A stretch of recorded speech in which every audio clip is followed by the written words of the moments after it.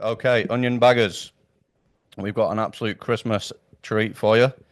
It's our privilege to introduce our guest today. We've got Mr. Gareth Edds. Gareth, how are you, mate? Thanks for joining us. Thank you very much. Thanks for inviting me on. I'm great, guys. Thank you for the opportunity. Mate, it's an absolute pleasure. Our privilege, in fact.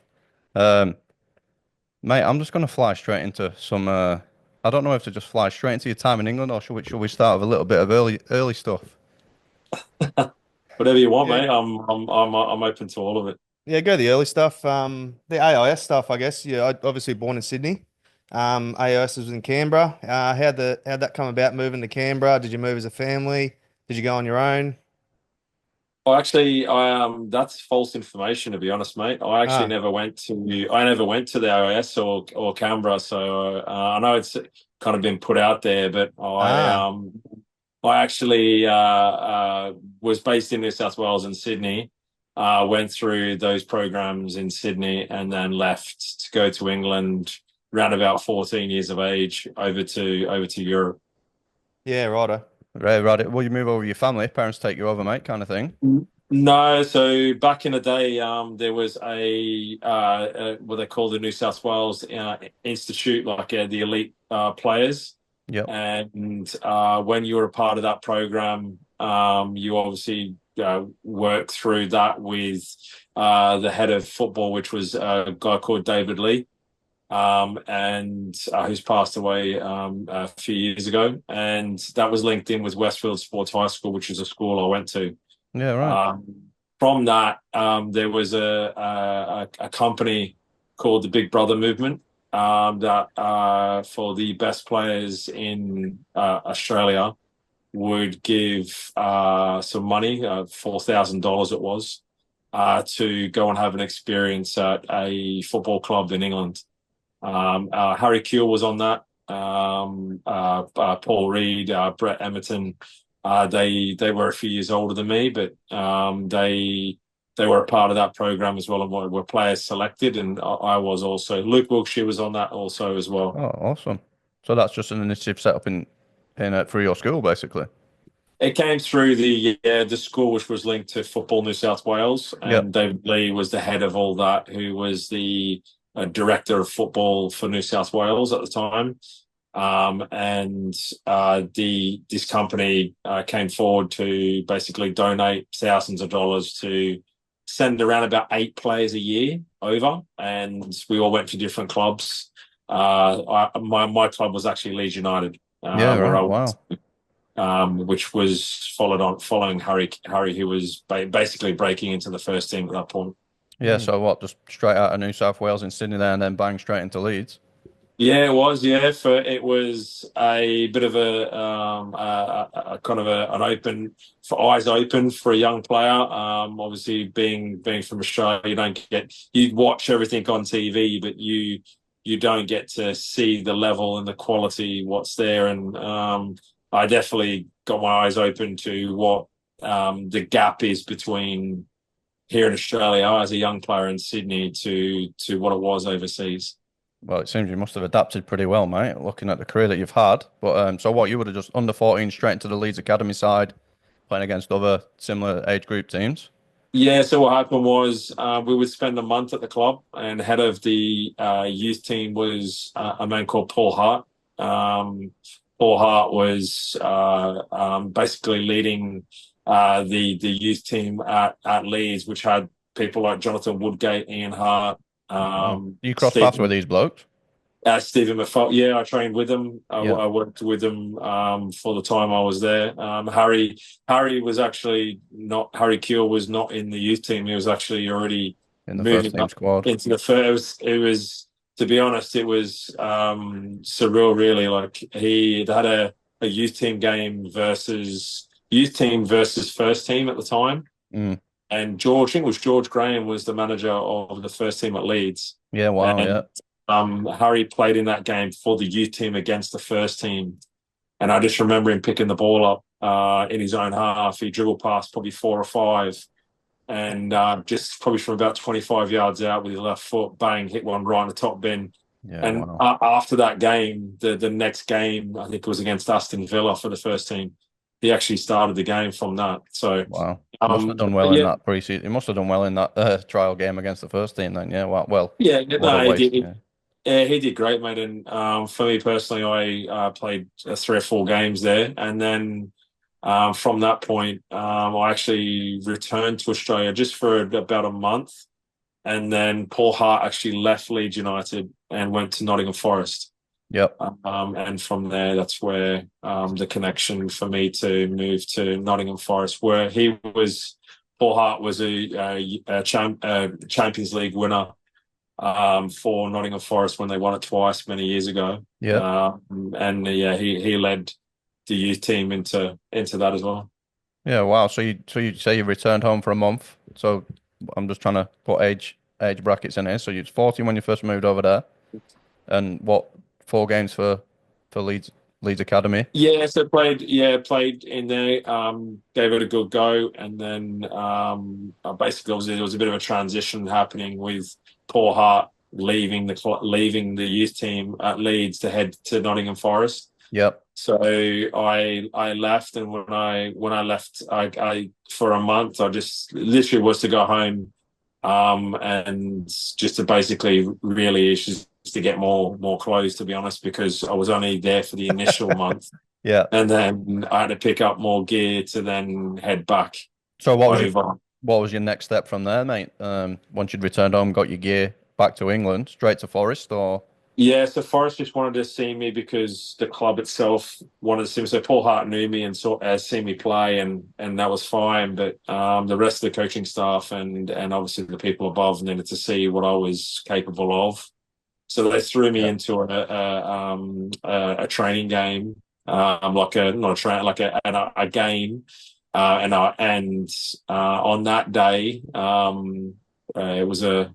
I remember the day quite well, and scored two.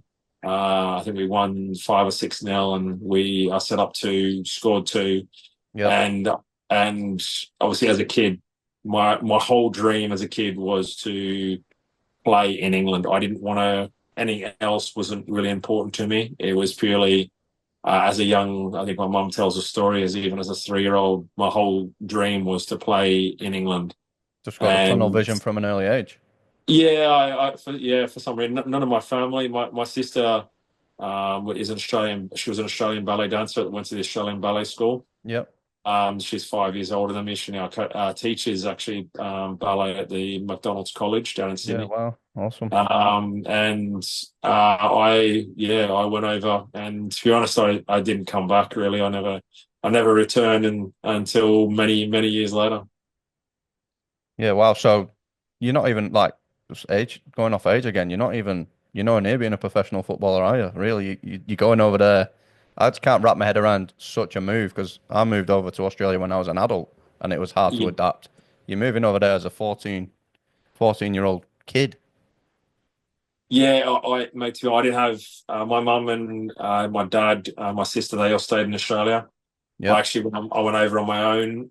When I got to Forest, I was 3 months in a hotel because there wasn't enough room in the digs. At with the playing the sorry the living arrangements, which Forest had a big house Yep. right next door to the city ground.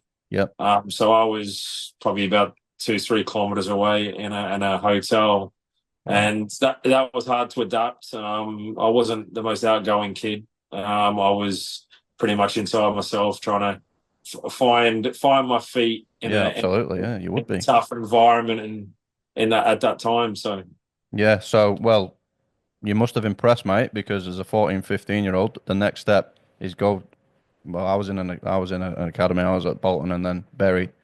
yeah, Um, and then like the next step is the YTS, isn't it? So well, I'm guessing that Nottingham Forest offered you the youth team scholarship, and tell us a little bit about yeah. that, mate. Oh yeah, well, they at that time they offered me a YTS, so 6 months. I think it was 6 months YTS, and with a further 2 to 3 years pro Yep. after that. Yeah, And right. I was the at that time Forest were struggling in the youth setup, and that's why obviously they brought Paul Hart in, and Yep. they were at the point of basically moving players on, which amount of players, young players in the youth team that they paid up and moved out of the football club to restart again. And when they started again, they started with the two Gareths, myself and another boy called Gareth Williams from Scotland. Okay. We both came in. He got purchased for 250,000 English pound. Yep. And then they just more players just came into the environment, and then as what Leeds had, Forest's youth team was an exceptional. It was probably regarded as the best academy across the country at that time. We had 30, I think, 34, 35 players that made first team debuts Yeah. over Well, over the course of 3 years. coming through Um, coming through Forest Youth Academy. That's mental. yeah, Um, so well, you must have been continued to impress, mate, through the youth team because you made the first team squad. yeah, So I've got on my stats here it says you were at Forest from 1998 to August '02. Is yeah. that the first team squad stuff? Yeah, so in regards to the first team side of it, yes. I mean, like, I had a few years in the first team, in and around it, reserve team football, first team football, in and around Yeah, it. yeah, yeah. I was there obviously a little earlier as well, leading into it. But to be honest, the football club's an unbelievable club. Like to be a part of, you don't realize it when you're kind of away from it, but the feeling that the Brian Clough era Yeah. gave as a young player, like around it, and I was very fortunate enough to meet Brian Clough. Did you? Yeah. Yeah, his so his son, one of his sons, owned a news agency in West Bridgford, which was where I actually used to live. Yeah, right. And, he used to sit with his cane, in the news agency, and his son was obviously behind the counter. Yeah. And when you walked in, and like obviously he knew who you were because he still had a bit of a connection and with the football club. So Yeah. he would use his cane just to give you a bit of tap on the leg, or or say hello to you, but in his own way. So Yeah. I didn't get a lot of time with him, but the short period I did, it's obviously he's and they were still talking about that many years later of what he achieved there. Yeah, well, it's massive for a club like Forest. They've probably never been nowhere near those heights up until recently, haven't they? In the EPL, they look like they're firing on all cylinders at the moment. Yeah, I mean, they're doing incredibly well, aren't they? And Mm, they've hopefully they can stay there because it's a big club. It's a club that even in two leagues down would still have 35 yeah, thousand yeah, weekly just turn up to watch them play. There's not many clubs that, as you guys probably know, it's not many clubs like that, even in England, that would still support to that level. yeah, And I think obviously the Man Cities, when they weren't down, Newcastle, they wouldn't be able to do that. But there's not many that would be able to keep that crowd coming through like that. yeah. It's a massive club, mate. I've got a list of some players from that first team squad that piqued my interest. Yeah, Um, it says you was in the squad at the same time as a young John Terry. I was. So I actually played left wing back, and John Terry played left centre back. Yeah, right. Yeah, when I played, it was it was a bit, he was quality. It Was he? was Could you tell straight away? straight away, Yeah, just his ability to get the ball out of his feet and ping balls, diagonal balls across the park with his left foot and his right foot. He was a cut above, to be honest. yeah. Was he as vocal as what he became? As he got older, was he a lot more within himself? Obviously, being a youngster. He was just obviously he wasn't as loud, or he wasn't as probably what he would have been moving forward in his career, but he was a bit quieter, but he was great to play with, that's for sure. Yeah, awesome, mate. That's really good. David Platt, England legend, was your coach at one period there, mate. What was that like? He was brilliant, David Platt. Him and Steve Wigley. Steve Wigley was a fantastic coach also. But just a story on David Platt is probably how good a player he was. Yeah, it was an unbelievable player. Yeah. We were in training, and the strikers were struggling at a point when he was there, and he basically the balls were getting whipped in from wide areas, and someone whipped the ball in, and on the edge of the 18-yard box, he's done a bicycle kick, and it's gone straight into the top bin. And Imagine your gaffer doing that. You're going to have to listen to what he says, then, aren't you? even in training, like he would play all the time. He would be involved, and he was incredible. Yeah. And even at that point, I think what 40s maybe he Was would have he? been Was he in. that old? Was he? Yeah. I think 30, late 30s, 40s. Yeah. Was he Um, a player coach at one point when he first came in? I think he was a player coach, yeah, for a Yeah. little bit, and then but this was after that period, and he went on and just into the coaching side. Yeah. Um, Awesome. yeah, so Good but coach. Happy memories from him. Did he do from much for him, your career? I loved working with him. I loved working under him, and he was brilliant. And to be honest, his coaching staff at that time were brilliant as well. Yeah. Awesome, mate. Um, This one's for me, Dougie Freeman. I'm a Bolton fan, so obviously he was at He coached Bolton for a while, but he's actually the technical director at Crystal Palace, isn't he now? So He funny man. Like is he he? was, yeah. He in a dressing room. His character was what kind of kept everyone's energy high. Yeah. He just had that about him. He was just a great communicator, and able to and good with young players as well. Like Was he he really? Yeah. wasn't one that sometimes you couldn't go to. I had a few like that, especially at Forest, where you just couldn't they wouldn't let you in, if that makes sense. Yeah. Right. You just tried to get in, but they just wouldn't let you away. But there was others like Dougie Friedman that were just great with young kids, and just on the side just give you a lot of like guidance and help. Yeah. And Exactly what you especially need, mate, at that age, I suppose. as a young player, that's what you do, because you're nervous enough as it is. Yeah, for sure.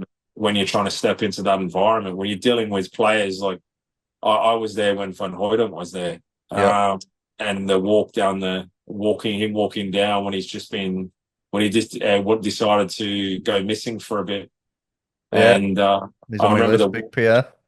I remember his walk down the River Trent down to the training ground. Oh, wow. Um, Mate, the list's massive, eh? That you've played with some absolute massive characters. I'll go a little bit more modern. Jermaine Janus, I think, did he come in your second season? But it looked like he accelerated straight through the Forest Academy because he left when he was a youngster as well. He did. Jermaine was a close friend in terms of us Similar being in age. the team. Yes, he's a little bit younger, Okay. obviously, than me, but he was, yeah, his rise was, it was unbelievable. From suddenly being in the youth team as a young kid to then he's making first team appearances for Forest, and then Yeah. eventually getting moves to Newcastle, and then from Newcastle, obviously he moved on to Tottenham, but and then obviously played for England, and Yeah. Had a he great career. he was a player. Yeah. He Could you, was what, just levels? With levels to it then? levels, just a midfield player, had an Yeah. ability to just get away from players, just ability to roll away. He had a great thing of being able to pick the ball up from fullback areas, Yeah. and just drag balls away, and then play balls out the opposite side. So Did you play much with him yourself in it, resi games or first team football? I did, yeah, a bit of Yeah. both. Obviously, first resis into a little bit into first team, but a little bit of youth team as well. He was around the traps. He was a young guy coming through that like would help. At that time, it was 17, under 17s and under 19s. Yep. And I think we travelled quite well in one of the years where I think we got to the quarters or semis of the FA Youth Cup. Yeah. So as well, but yeah. Mate, massive character. I listened to a couple of podcasts with him as well. He was talking about the Brian Clough era. Yeah, What was Mark Crossley like? Mark Crosley. first of all, what a keeper and Yeah, could ping a ball. His technique was like an outfield player. He could strike a ball unbelievably well, yeah, and he was one. Where I was my roommate back at Forest when I was in the first team was Dave Beasant, yeah. and Another goalkeeper. yeah, another keeper. So they used to put young players with older players a little bit to try to break the gap a bit. And Yeah, yeah, cool. there was a few characters in there as well that used to cause people problems. And the two were Alan Rogers and the midfield player Johnson. Them two were used to cause carnage. Mate, We used to I've got say Alan Rogers. I've got Alan Rogers on my list, right? Scouser. Have you listened to his Under the Cosh podcast? The one he's on. no, not yet. Right. No, I haven't. There's a story on there, and I was going to ask, was you on this plane flight? He reckons he'd only just signed for Forest, Yeah, and you're on. You might have been going somewhere on a plane, might have been a preseason game or whatever. And yeah, he reckons he picked the phone up and he picked it up, break up, brace, we're going down, and caused absolute pandemonium on a plane. yeah. Was Yeah. you on that? Was you on that flight? I don't know.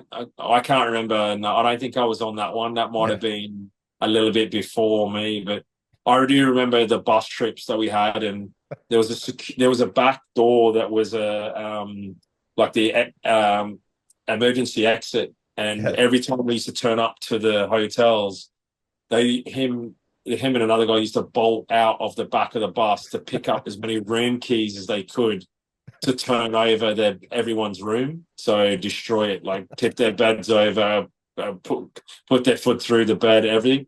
you ever And get your bedroom done? I remember one night I was rooming with Dave Beasant. They wanted to get Dave Beasant, and I obviously didn't know what was going on as a young player, so they knocked on the door, and instead of me looking, I just opened the door. And as I opened it, they stormed in, and basically, I witnessed them literally tearing everything up, and Wow. even Dave Besant's clothes were literally everywhere, in the He, bath, everything. So he must have been fuming when he came back. yeah, you guys saying, "Why'd you let him in?" And I said, "Mate, I don't, what am I meant to? Oh, What am I meant to do? yeah, far out. I won't be getting Yeah, in the what am I way meant to either. do?" I'll be getting long out of the way. Yeah, Just a couple of notable players, mate. Big Marlon Harewood, big solid Marlon. striker. Yeah, yeah. He was a bit raw, but back at Forest. Yeah, He was finding his feet and trying to find himself in terms of what type of player he was. But what a career he had! yeah, Turned it to a fantastic career, and he was one that again he wasn't allowed. He wasn't loud. He was very to himself, and but turned out to be a terrific footballer. It's had a fantastic career. yeah. So. Andy Reid, Irish lad. What was he like? See the Andy smile on your Reid. face straight away. Yeah, all I remember from Reedy, because I spent a lot of time with Reedy in the youth team and being around it. And Reedy used to live. There was 3 tiers to the digs, and when I got out of the hotel and moved in, I was on the top tier, and Andy Reid was down the bottom, and he was kept himself to himself. Yeah, But okay. all I could say to is Andy used to like to have time in his room, and he used to sit in his room and just play his guitar Yeah, right.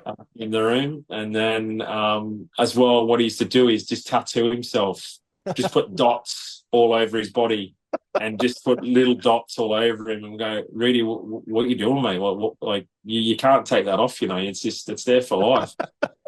He just didn't care, and he played that way as well. I remember him picking the ball up in one of the games. I think we were playing Manchester United just at the training ground, and from the kickoff, someone's just played it to him, and he's hit it with his left foot, and he had an ability to just hit across the ball, Yeah, he was a great and player, he's Andy hit Reid. it and it's Yeah. gone straight in the top bin, and Wow.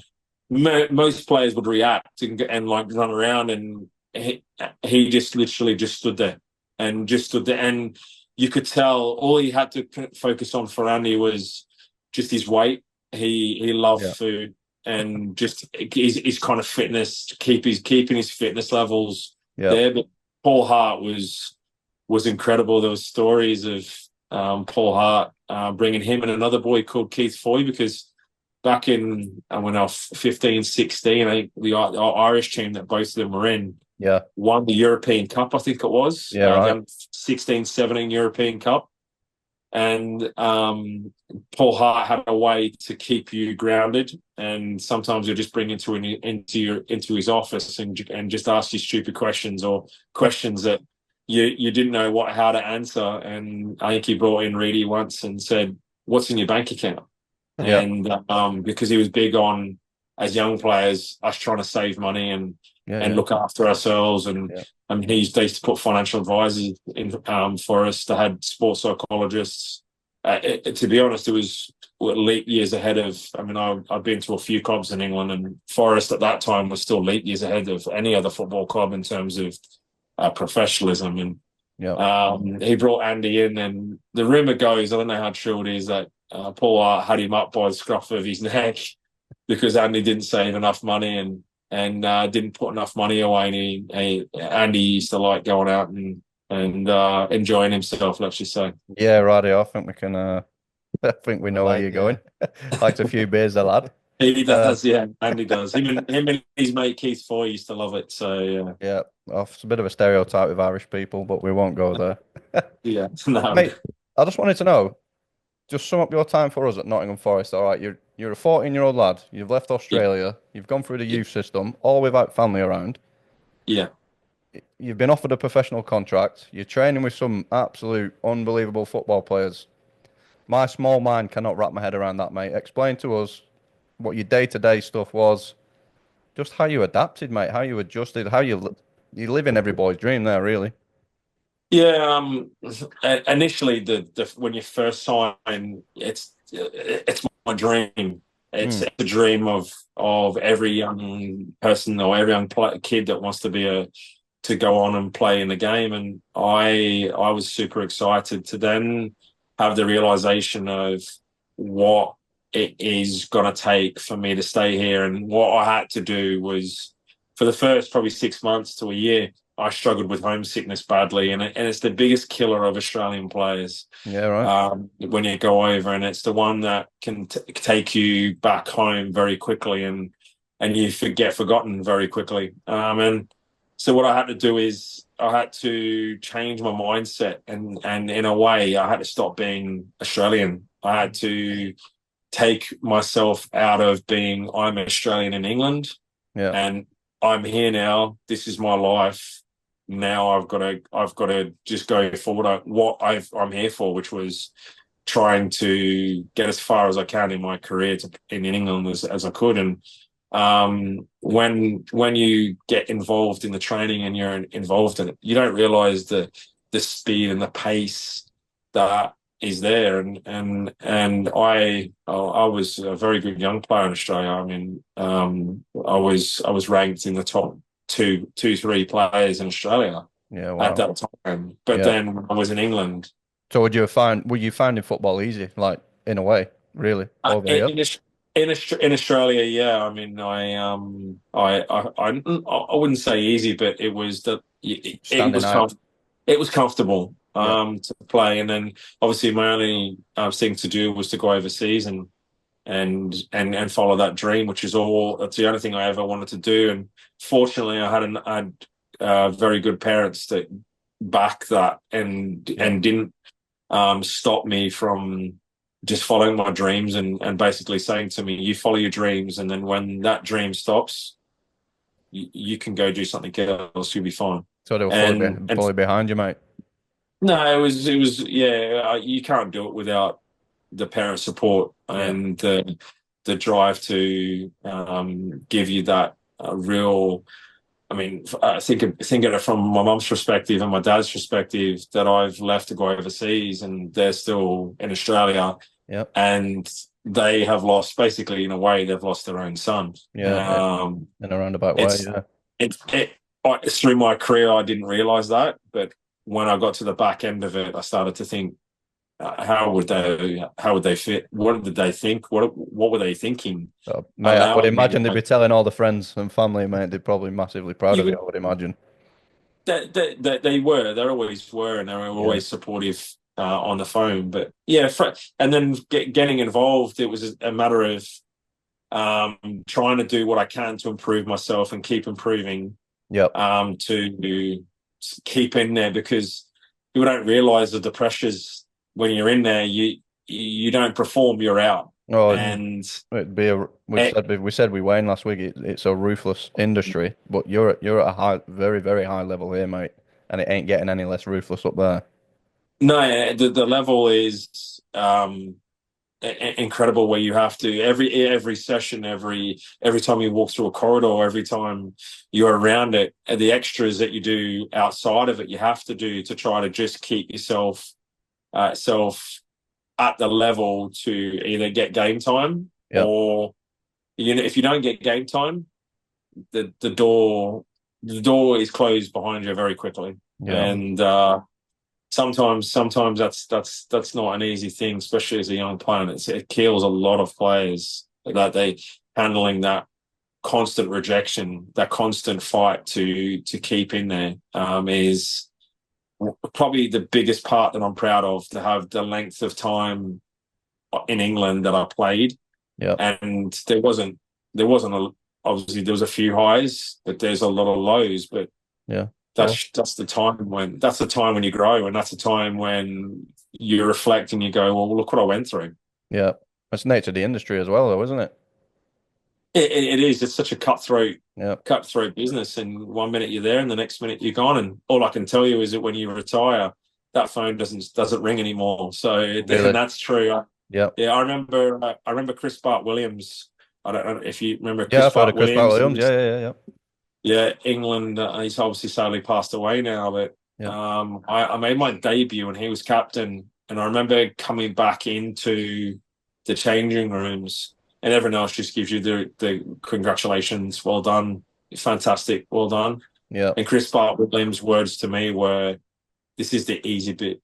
It's going to Really. get harder now." And he was bang on. And he was a bit harder to kind of have a kind of friendship with. He was not one of those, Mm. but when he spoke, you listened to him, because he was definitely trying to give you the information, but just in his own way. Yeah. That's awesome, mate. So all in all, just to wrap up the Forest stuff, mate. Yeah. You had 16 appearances, one goal. I was going. Have you ever thought about going out on loan or something like that? Because Forest are high up there, big club. Did you ever words of going playing a bit of first team football somewhere a bit lower down? There was a few interest in terms of, should I go, shouldn't I go, what should I do? But I then went through quite quickly, in a way. I was in the reserves for a period of time, but then I was starting to break. And it was actually Alan Rodgers that gave me my debut. He actually said to the gaffer, I don't Right. want to play left back. I don't want to play left back anymore. I want to go play left wing. Yep. And so at that time, unfortunately, I'm a right footer, but I could play off both sides. Yeah. So Yeah. at that time, there was no real other left backs around. Mm. Keith Foy was a left back, the Irish boy, but he was a few years younger.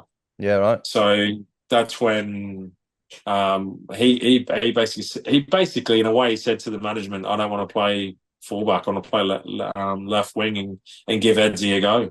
Yeah. Right. And that kick-started me having a career. I was a midfield player all through my youth days, youth team days, played midfield all through when I was a kid. Yep. But most of my career was at fullback. Yeah. It's one of them, isn't it? I was the same. I was a midfielder, then a striker, and then the higher I got, I ended up as a right back. Yeah, yeah. Seems to be the bit where you go to if you can't play, if they won't want to play in midfield. So Absolutely. Well, how would you sum up your time then, mate, at Forest? Some happy memories? I loved it. I wish I could stay longer. Yeah. I made some choices in terms of myself, of a kind of, if you do have a few regrets in your time, I regret asking to play midfield. And when I was playing fullback and playing in the first team, there was that moment, and the moment where I got smashed in one game. My ankle was black and blue, Yeah. and Paul Hart was actually the manager at the time, Yeah. and he walked in to the physio room, and he went, "I just want to let you know, there's two Moroccans that I've witnessed that played for Coventry that they had this similar type of injury, and they went down to the butcher. They got a slab of meat. They put it in their boot on the area. They strapped it up, and they kept playing. What are you going to do?" Oh wow. And I didn't. I What do was you like, do? "What do you do? I don't Yeah. know what you do. Like, yeah, I can go. I'll go get a slab of meat and give it a go." But my ankle was in bits, and yeah. So, but my time at Forest was. I wish it was. I wish you could have a lifetime at it.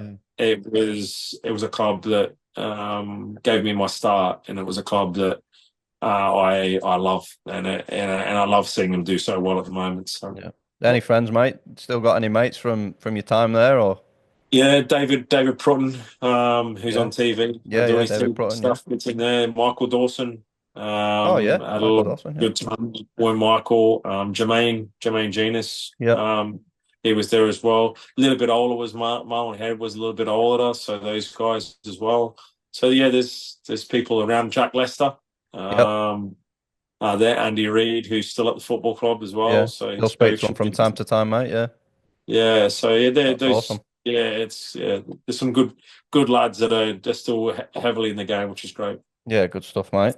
Um, I didn't know I was going to ask you this one, but I'm going to ask you anyway, just to lighten the mood a little bit. Has you got any Christmas party stories? I'd love to know the Christmas part, especially with some of them names on that list, mate. Yeah, there was a few. Yeah, there was a few Christmas parties. Yeah, we had. Obviously, the standard fancy dress is normal, Yeah. but they used to hire out Antonio's, which was a restaurant Yep. around the corner. And all I could say is the senior boys at that time, um, yeah, just enjoyed themselves a fair bit, and in regards to with female company, and basically having a good time, should I say? Yeah. But the best one I have is actually later in my career was Martin Allen. I don't know if you remember Martin Allen played Is for it? West Ham. Is he Clive Allen's? Is Yeah. he? Is he Clive Allen's brother? No, He's not. no, I've no. He heard him. played for. He was manager, weren't he? Would he have been your manager? Yeah, but he managed at Brentford and did pretty well many years ago at Yeah. Brentford, and I had him at Milton Keynes MK Dons, Is his nickname Mad and Dog? Is his nickname Mad Dog? yeah, Mad Dog, Yeah. that's it. He's Yeah, been on the Kosh as well. I've listened to it, and he's supposed to be. Yeah. He's a nutcase, I believe. he's unbelievable. But to be honest, I love my time with him as he was my manager as well. And Yeah. so anyway, one Christmas party we had is he got someone to make paper mache little balls, and he put it literally on every table, and we're all in fancy dress. And for this Christmas party, you had to take your partners with you. Yeah. So everyone, the kids could come, All right. wives could come. So we all sit down, and he does his speech, and he loves his speeches. And he said basically like, guys, we've got the FA Cup this week, and I want you to run through brick walls for me, and so on and so on. And then he says his speech, and then literally he goes, "Go." So everyone dives for those little balls and literally pegging at each other. People are flying everywhere. Tables are going everywhere. Food's going everywhere and throwing things at each other. Wives are getting hit. Girlfriends are getting hit. Like it's like carnage going on, and he's at the front, and he's the one that's leading the charge. Like, Throwing them the going hardest. after people. And if you weren't in the starting lineup and like you gave him a bit of a hard time, he would come after you further. Like, he would hunt you down. Like you're Oh trying to run out wow. of the toilet, he'd follow you in. He was a nutcase. But So the missus and kids were wondering what were going on. oh, it was unbelievable. Yeah, and like you would turn and everyone's under the table, like ducking on the tables, and I'm like, what the hell's he doing?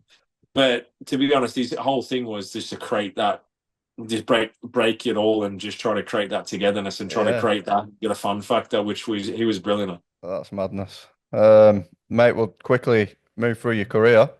So you've left Forest and you've moved down south to Swindon Town Yeah, for a season. yeah. Just a quick one, mate. Any standout moments for you there? or not Uh, too much?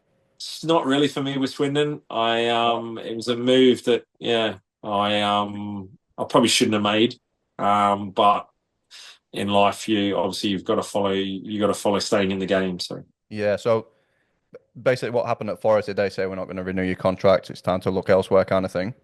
Yeah, they were going to give me a new contract, and as I said, I think I said earlier, like you make decisions in your life of Yeah. bits, and it led me to pushing myself out the door, and Yeah. Okay. should I say, and then I ended up at Swindon. Yeah. Uh, I enjoyed the fans at Swindon. I enjoyed the club. Like I enjoyed that, but there was just certain elements that were a little bit tougher. And I probably came from a protected environment of Nottingham Forest Yeah. into Swindon. They're two different clubs, Oh, there'd be a couple really. of leagues lower as well. Yeah, that was League One. Yeah. From there, yeah. Yeah. Well, you moved. It spent a season there, mate. 14 appearances. Onto Bradford for a season. Back up. Back it heading up north. Yeah. Just same question again, mate. What any standout moments for you during your season at Bradford? We've like you got a lot more like steady game time. 23 appearances there for Bradford. Yeah, no, I love my time at Bradford. Yeah. It was good coaching staff. Nicky Law and Chris Downing was the coaching staff up there, and they were in the championship Yep. at that time. And and people don't realise like the stadium at Bradford, the size of the stadium, No, it's Premier League. and It's a Premier League club, really, isn't it, Bradford? yeah, Yeah. yeah, and at that time they just got a few years earlier they just left the Premier League, Yeah. so they still had a few Premier League footballers like Dave Beasant, Yeah. Wayne Jacobs, Ashley Ward. Yeah. Yeah. He Ashley was there Ward. as Yeah. well as a striker. Yeah. So yeah, so I had a great time. I thoroughly enjoyed it. My daughter was born in that period as well, so Yeah. which Nice. was a great moment. So. Yeah. Cool, mate. Moving on. Probably the biggest part of your career, mate. The newly formed MK Dons. How Yeah, did well, how did that move come about? After you said you enjoyed your time at Bradford, was it cutthroat? We're letting you go kind of thing, or did MK Dons come in for you? no, so at that time, I don't know if you remember, there was a lot of clubs going into administration and lots of talk about liquidation. Yeah. And at that time, Bradford, who still had people in the Premier League on Premier League money that didn't Yeah. have the deduction, Yeah. actually, water people like that were well over 15,000 a week, On Bitcoin. English. So the club were hemorrhaging. Bradford was hemorrhaging money. Yeah. So it went into administration, which enabled players to go freely and move on, Yeah. or Okay. try to stay. And I had an offer from MK Dons, which were just coming out of administration, Yeah. and when they came out of it, they would like to sign me, basically. And what happened was the Bradford were in the administration, and then we were able to go to speak to other clubs. So I Okay. went down to MK Dons, and I went and sat with the chairman and the manager, and I've never been so in terms of energized from a human being that just dripped love of football and love of wanting to develop his football club and take it from Wimbledon, move it to Milton Keynes, Yep. and build a stadium that is first. It's just a first class stadium. Yep. And his passion that he had at that time was tremendous. Like it was unbelievable. He literally talked for the whole time I was in there. I think I was in there for an hour, and Mm. he just spoke of what the future plans were, Yep. what we're looking to try to achieve, where we want to go, and we would like you to be part of our journey, Yep. and we want you. And when he did that, I felt an instant, which I haven't really felt any other club, because you don't really get to experience the owners at any other club. Yeah. A little bit of Forest there was, because Nigel Doherty was the Umbro owner, was Yeah. there, and he used to come in, and we used to get a lot of Umbro gear Yeah. back Nice. in the and he was around a little bit, but not like Pete Winkleman at MK Dons. He was just a very person that just wanted to see his club grow, Is Pete and Winkleman that's the music mogul? he is. Yeah, Is that him? he Yeah, is. yeah. I think I can Yeah, put a yeah, they just recently sold the club to a, I think, Kuwaiti company. yeah, So the club's now changed hands, but he was the driving force why I went yeah, and signed. yeah. Right. Well, you know what the English fans are like. I'm just explaining to some people who won't know, but Wimbledon ceased to exist. Was that it? And then formed into MK Dons. And we know how Yeah, passionate and how reluctant to change football fans can be. Was there yeah, any like he must have been driven to close Wimbledon to open MK Dons because he's relocated, and obviously Wimbledon had a fantastic history with all the yeah, crazy gang and whatnot. So, yeah. how did the fans adjust? Did some stay like because Wimbledon ended up reforming, didn't they? AFC Wimbledon, and Yeah, a few they years later. Yeah. yeah, yeah. So, was there many fans jumped over? Like, what was that? I'm just trying to imagine what the like as a player was there much background noise? It was as a player, you knew that we weren't the most liked club, and Mm, we don't. And this has never been done before. So that's yeah, this was the very first time that someone's moved the club away from. And I mean, at that time, though, Wimbledon were only getting like 50 odd people into the Selhurst Park. but they really yeah. Um, was the really really low numbers. I remember playing there, and it was literally every stand was empty. So it was a bit of a strange atmosphere when you played there. But MK Dons um, struggled to. They accepted it. The people in the community accepted it. But outside of Milton Keynes, there's a and there still is, I think, to this day, Yeah, where yeah, I think there always people will be. Yeah, don't like the football club as much. But yeah. I have to be honest, that's the club where I enjoyed my time in terms of as a player Yeah. was MK Dons. Um, so you said you was in there with the chairman and the gaffer. Who was the gaffer at the time? Eh, It wasn't Danny Wilson Jimmy, then. no, it was Danny came in after. Jimmy Gilligan was the assistant manager. Okay. Murdoch, Okay. Stuart Murdoch Oh yeah. was the yeah. And then I knew Jimmy Gilligan from my Forest days. He was a part of the setup at Forest. Yeah. So I knew and then obviously why he wanted to bring me across to MK Dons as well. I looked through the squad list, mate, at MK Dons. It looked like there were a few more Aussie lads there. Was that It much of a help to you? was brilliant. It was brilliant. Nicky Rizzo and Trent McClanahan. Mm. We yeah. It was a fun time. It was a really enjoyable time to be a part of the club, and hence why I think we didn't have a lot of success on the park in terms of going to win things. That came a bit further down the line. But at that early phase of when MK were just struggling to recruit players and get players in, and that's probably one of the reasons why the chairman came and tried to speak to the player to try to get them in Yeah. because of what happened in terms of the crossover. I loved it, and Rizzo was a really good person to be around and be a part of really as well. Awesome stuff, mate. So you was there for were you there for 4 seasons? I was, yep. Yep. Tell us about your favourite memories, mate. Any standout moments in that period? Yeah, probably the final day of the season when I scored two. The fourth season, yeah. That was probably I if I could bottle that feeling up after the second one, and sell that, you'd be A millionaire easily, you'd, 10 times over. you'd be the feeling was incredible, and we had a great run. People, I didn't even remember that game, but we had, I think, 10 games where we were flying. I think, and Bournemouth, who are now in the Premier League, where Bournemouth were in that league as well. Yeah. I remember going away to Bournemouth and winning 1-0, and some, like, we played Peterborough, we went away and won. Like, we were just on a really good run, and Danny Wilson came in at the back.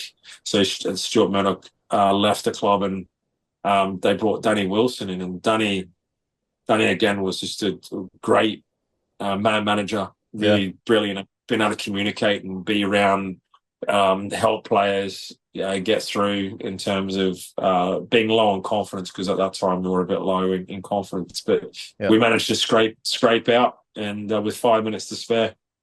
Oh, it's not bad that, mate. So Just on that game, that one that kept you out of relegation.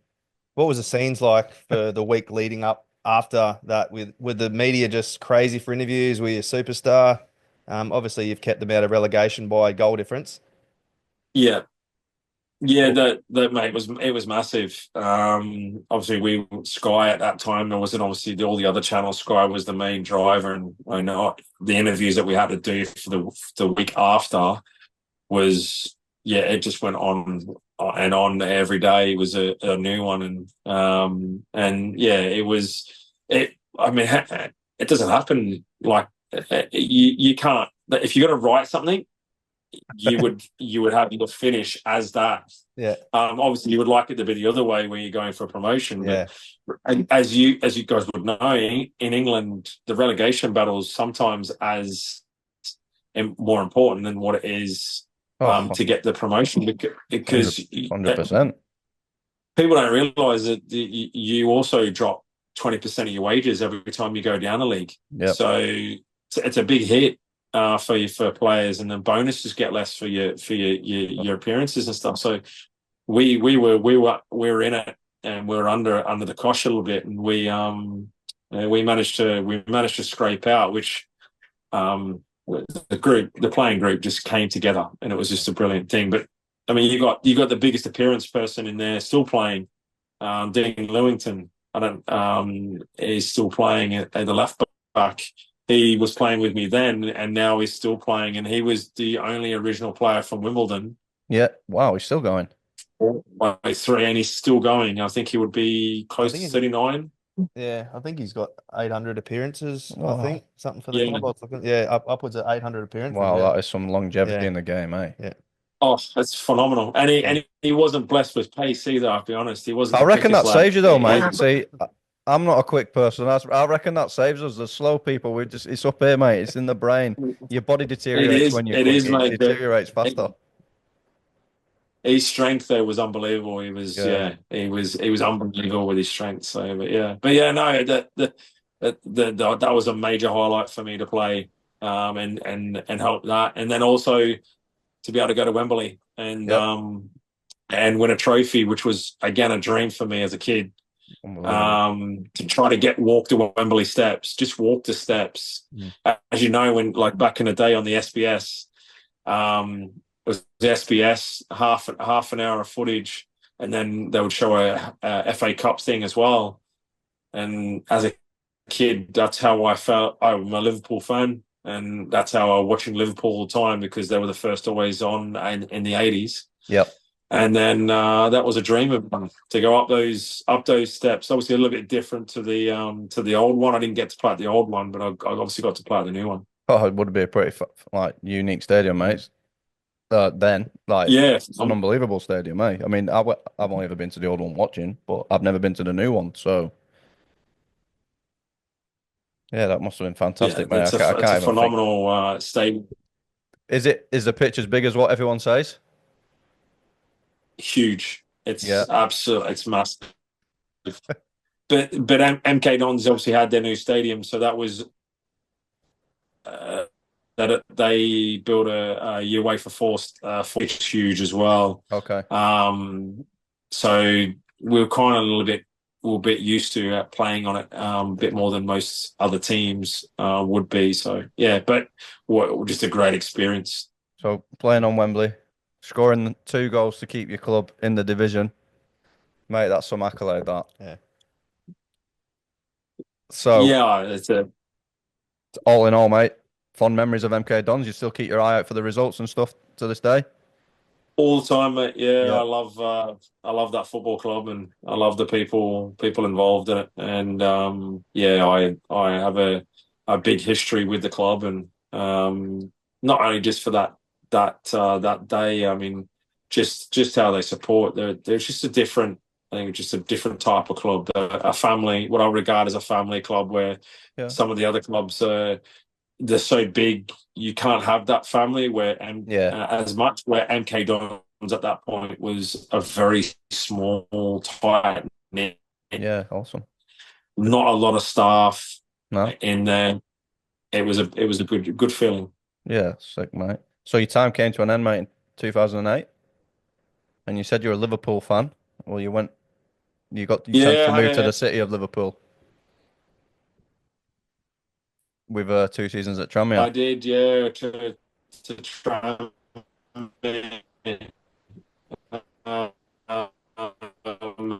and Sorry, I mate, did, signal's just. yeah. I enjoyed Tranmere. I Oh, thought good. I just this they're being a.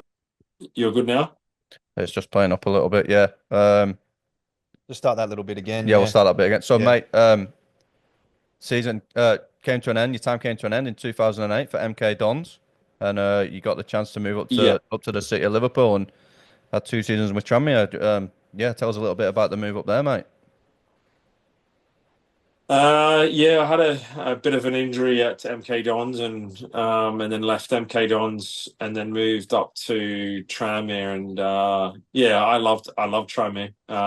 Different type of supporter base there. Like they're Scousers, mate, for a ruthless start. when yeah, it was not an easy atmosphere sometimes to play in. But what a club! But it's just so hard for that football club with Yeah, with Everton and Everton Liverpool floating around. Yeah, so close. It finds itself in a bit of yeah. up into there to match. All right, the signal's a bit poor again. Where are we up to?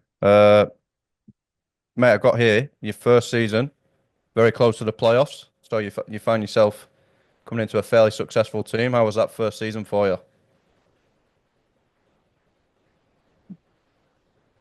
It was a good one. There was some very good footballers. Anthony Kay, Jennings in midfield. They were terrific. And we had a very good run. And I think it was we were sitting in seventh. Scunthorpe were in sixth, Yeah, and we played Scunthorpe on the last game of the season. And you have your highs in football yeah. where I scored two. Um, that was probably one of the hardest moments of my career. That one, Was it?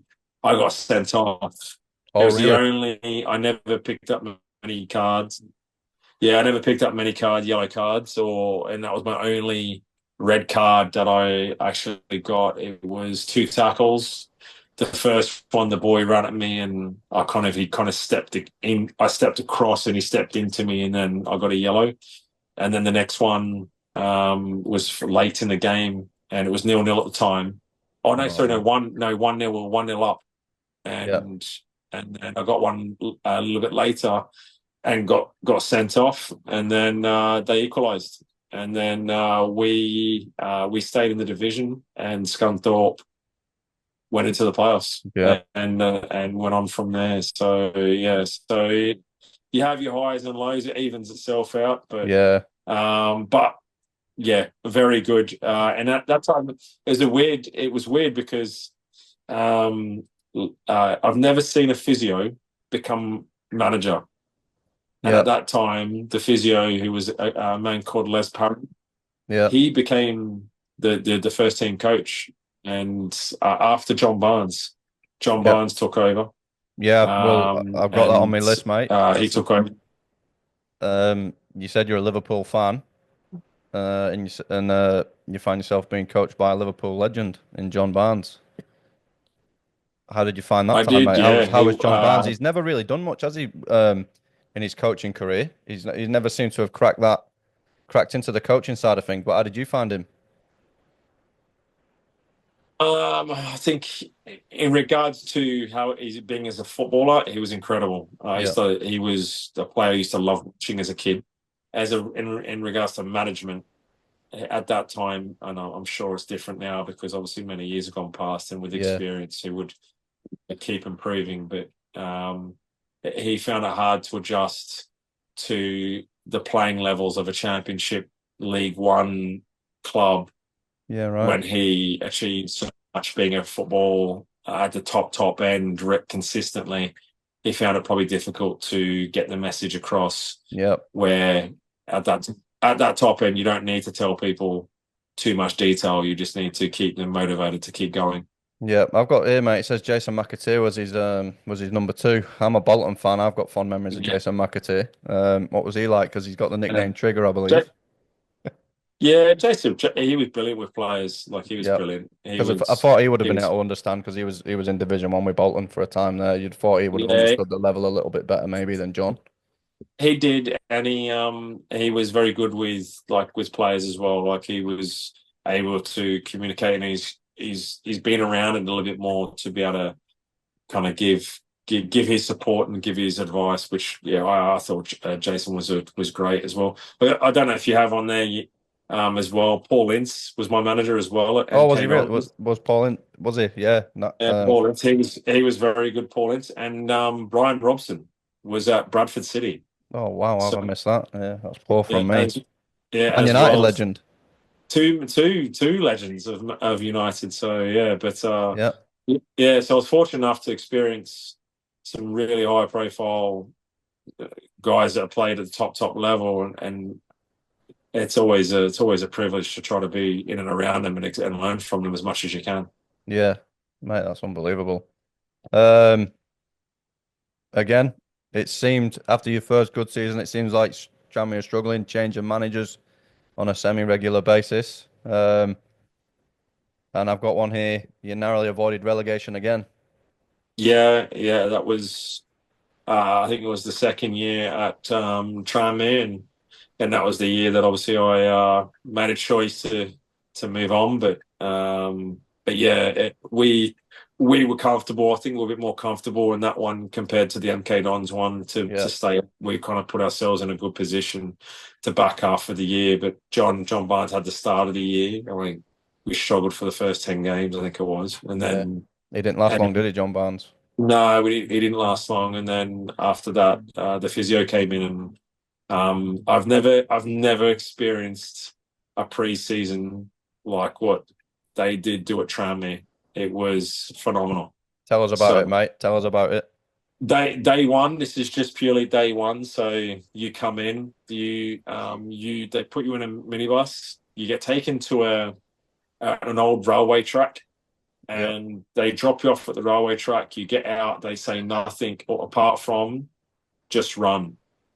And you run down this railway that looks the same, like trees, everything's the same on both sides all the way. And it's like a graveled path. And they set the youth team off first, they go off, and then we as first team players will go off behind them. And then when you catch the youth team, every time you run past them, you go, how far's left? Like, how long we got here? yeah, And they wouldn't have a clue because they obviously, most of them are new to the football club or never experienced the pre-season. So then you do that run, and probably an hour and a half later, you finish. wow. You think your day's done. Yeah. So you basically run through, you go follow that track, and then at the end, there's a minibus just waiting for you. Back there waiting for you. Yeah, and if you're right at the back, you've still got a fair bit to go. So you could be 2 hours, 2.5 hours. So Wow. you get on the minibus, you get a drink, you get on the minibus, you go back to the ground, you get a bit of food, which Tranmere was tight in terms of keeping their budget to what they needed to be, and so it wasn't a lot of food. And then you were back out to run sand dunes. So you would run sand dunes and figure eights on the side of on the sand dunes. Yeah. And then after you finish that, you'll finish with up and down the stands with 25, 30 kilo weight in each hand, walking up the top of the stand, walking back down with the weight. Yeah. And that was day one. So So you're a bit longer in your career here, mate. How are you finding yourself as an experienced player going through that as a pre-season? I And we're was only on always day one. I was always, in terms of fitness levels, I was always at the top in terms of fitness levels. But this was, I've never experienced it. It hit me in as I said, in the other stuff, all the other clubs, it was fine. Like I was comfortable. I always did make sure work Yep. when I was away, but in this one, it got me, and I was a fit lad. Yeah. You have to be when you're over there. Yeah. So, but Jesus, it was the hardest pre-season I've ever done, and mainly on the legs. It was just day two was 10 400-meter runs, and then 10 200-meter runs, and then 10 100-meter runs, and Wow. you're like, your hamstrings are just hanging off. But Screaming at you. generally for Tranmere, and that's what they used to say. Generally for Tranmere at the start of the year, Yep. they used to be flying, but then at Christmas time they used to struggle because You're knackered. he's loading them up through that pre-season. Yeah. At Christmas time we used to pick up a few injuries, but Yeah. there are always at that period there or thereabouts around the playoffs or around that area because of the level of work that Les Parry did as the work now was extremely tough. But Do you say it was would it have benefited yourself? yeah, it was a hard thing, but I think if I experienced it younger in my career, Yeah. it would have been, hang on, you can work harder. It was one Yeah. of Right. those where I think what he's trying to do is mentally break you to say, Yeah. hang on, you have got more in you, but Yeah. you're not bringing it out. And that for me was, I was always quite fit, so I've never really had anyone that's pushed me to that length. Yeah. So Right. You must have just pushed your fitness through in the off season as well. You mentioned you're quite fit in the preseason times. You obviously must have kept yourself to a pretty fit level in the off season.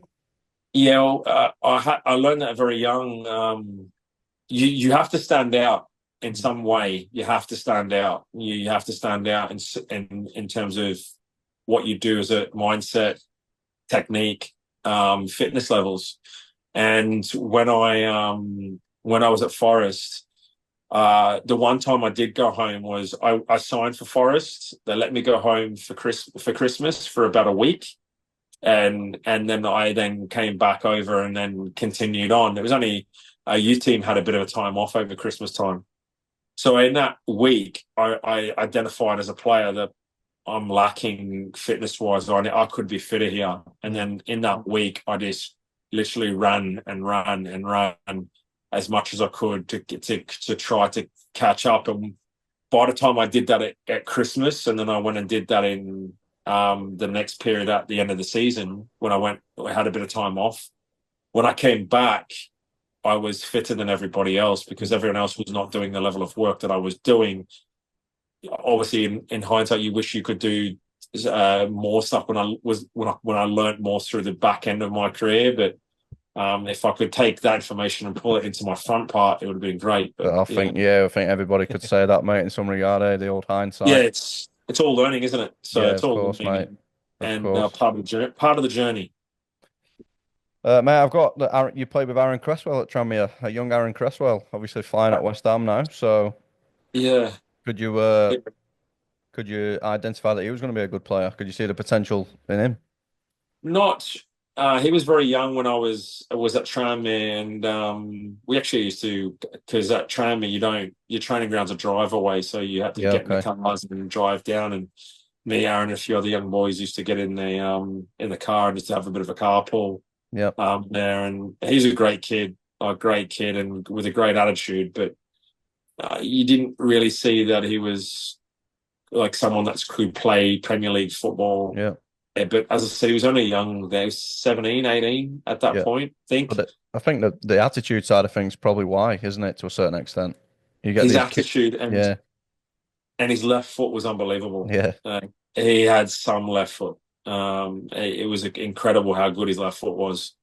At such a young age, you could see that. But it's great to see him flying as what he is. Like again, what a career he's had. Yeah, he's doing real well. Just the last one, mate, on Tranmere, and again, this is just because I'm a Bolton fan. Did you come Yep. across Michael Ricketts at all? I think I played against him. So you wasn't there when he was at Tranmere? No, I don't think I was there when he was there. No. Yeah, radio. I don't think I was. What year was he there? Do you have what is he when year he was there? I can't. I didn't write the year down, mate. Yeah, Possibly would have been your last year, I think. But anyway, we'll gloss over that, mate. he might have come in, but that at that time, I think he was searching for his career. I think he was in that. I'm holding on. Yeah, Uh, yeah, for sure. Right. Well, how would you sum up your time at Tranmere then, mate? 69 appearances, 5 goals. yeah. One of it was a period where it opened me up in terms of I can still keep progressing as a player. It was a really big thing for me at Tranmere with that, and I enjoyed my time. I actually enjoyed the second year more than the first year, Yeah. just because the playing group was just there's a bit more of a togetherness with that group. The first year already had um, there was a lot of not egos is the right word, but very strong-minded players, and that's why they were so successful. But you also had Chris Greenacre in that team as well, and Okay. Danny Coyne, the goalkeeper. Obviously, Chris Greenacre went on to New Zealand with Okay. Wellington and played there for a little Yeah, bit as right, well. yeah. He's still coaching there. Yeah, sick. Awesome. Right then, mate. After Tranmere 2010, a massive move back home after how many years in England was it? I think it was 20. I think something like around about 20. I think something like that. I can't remember. Was it 15, 20? Yeah. Yeah. What prompted that, mate? Because in my mind, you're an Englishman there. You've spent longer in England than you did in Australia. Yeah. Um, I, um, yeah, I have a few regrets on it. I could have signed and stayed in England. I had a 3-year deal waiting for me, Oh, did you really? and I turned it down to come back to Australia. And in England at that time, there was highlights of the A League, and the highlights were always of big crowds, big support. The game's growing and it's getting bigger and better. Yep. And when I signed, because the seasons don't line up back then, it didn't line up. Yep. The playing rosters were all taken for all the other clubs, so it left the North Queensland Fury, which was the only team available. And I personally wasn't ready for a change, but people around me were ready for a change, Okay. and that's why we made the move over to Australia. But I wish I stayed longer because I think I could have. I think I had at least 3, 4 more years in England to go, and if that's your dream, that's where you want to be, isn't it? As well. So yeah, but yeah, in hindsight, it's led me into other parts of my life that I've continued to be a part of the game for a long period now. So. Yeah, for sure, mate. Well, I was going to ask you, how did you adjust moving over? How did you find the standard? The A League standard was a surprise. I thought the level would have been higher. Yep. We were a team that was a bit of a struggling team that was obviously being patched together by the FFA, that was trying to just keep it alive for the World Cup playing group at that point. But we at the first if you look at that season, the first probably 7 or 8 games, we actually doing really well, and the reason for that was because that it was just based on football. We just played, Yeah. and there was nothing behind the scenes of knowing what was happening to the club. Yeah. So in our heads, we thought this club was being kept alive, and this club was going to survive. And as you know, in England, they don't let clubs go in England. No. So in Australia, that's what we thought it was just going to be that, and it got after that period, and then it got a bit more difficult with what happened with finding out that potentially this club's going to close down. Yeah. Would you say you were sold a bit of a false dream, mate, moving back? I put it this way: that was the first time I've ever been in North Queensland. Yep. I'm obviously a Sydney boy, so I never was up in this area ever. And at that point, none of my family have ever been in Australia. Yep. So I gave away everything in England, gave away cars, gave away furniture, gave away everything, Yep. and came over here thinking that I was going to get 9 months and have a longevity of my career that I could play for another 3, 4, 5 years. Basically, see your career out in Australia. Was that your Yeah, plan? basically, Yeah. yeah. That was a plan to basically enjoy my football, enjoy better weather, Yeah. enjoy a probably better lifestyle for the kids Yeah, for sure. at that point, and enjoy playing good football with in a good league is what I got sold on. And when I got here, it was just fraught with problems, and Yeah. that was mainly internally from inside the football club. Yeah. At what stage did you realise you thought, oh shit, I've probably made a bit of a mistake here? It was a little bit difficult coming back because I then reversed the homesickness. It was weird. I was, Well, like I said, mate, was you've been there for 20 years. yeah, You're an Englishman. I was in Australia thinking like, what am I like?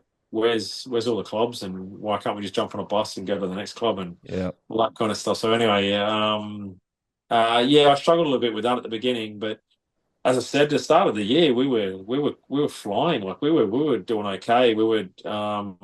The group was together. And then, as I said, it dropped. We had a meeting at the sports reserve in Townsville because that was our training ground, and which was stated that I'm sorry, but we're in a bit of trouble here, Yeah. and we're hoping to survive, but we're not sure if we are going to survive. And we're going to do what we can to survive, but we're not sure. Yeah, right. So yeah. So many people jumping ship then, thinking we better go and sort like protecting themselves, I suppose. Yeah, so a few of the young players got given contracts elsewhere, so they were already signed contracts ready for the following year. So when you do that, it creates a hard to create a team spirit within Yeah, your group. 100%. Yeah. You got players already thinking about what's next for them coming, and I actually travelled over when Yassi actually came about. I actually wasn't here in Australia. They allowed me to go to China and basically sign for a club in China. The Okay. club was called Tijan Tita, Yep. and I went there for a few weeks, and they wanted me to sign, but I personally, the challenge. It was always about the football, not about anything else apart from football. And it didn't interest me to go play in China. It wasn't something that I was overly excited about, so I turned it down. Yeah, fair enough, mate. And stayed here. And then saw out the season, struggled with a bit of an injury. The hard grounds in North Queensland killed me. Tell me about it, mate. Yeah. So it absolutely killed my Achilles and calves, but I never had any problems in England. But as soon as I got to Australia, it was like I was running with cement, and it felt like it as well. So yeah. Well, mate, you didn't go down. You didn't go away lying down. You ended up taking on the coaching role. So was that in the when did the team, that was it, we're not in the A League anymore? When did that come about? Was that after that one season? So yeah, so the one season, so 9 months, I think it was, and they came up. The FFA came up and said that the club's done. We're going to wind it up and it's over. Yeah. And when that happened, it was obviously panic stations. I just gave my career away basically, and I did have offers to go elsewhere in Australia, but at that point, I was like, I've got to make a few routes. Yeah, we just moved here. What do I do now? What do I do now? I've literally just moved all the way across the world 9 months ago, and now I've got to move again. Yeah. And that wasn't what I was planning to do. So, and then there was a period of time when nothing.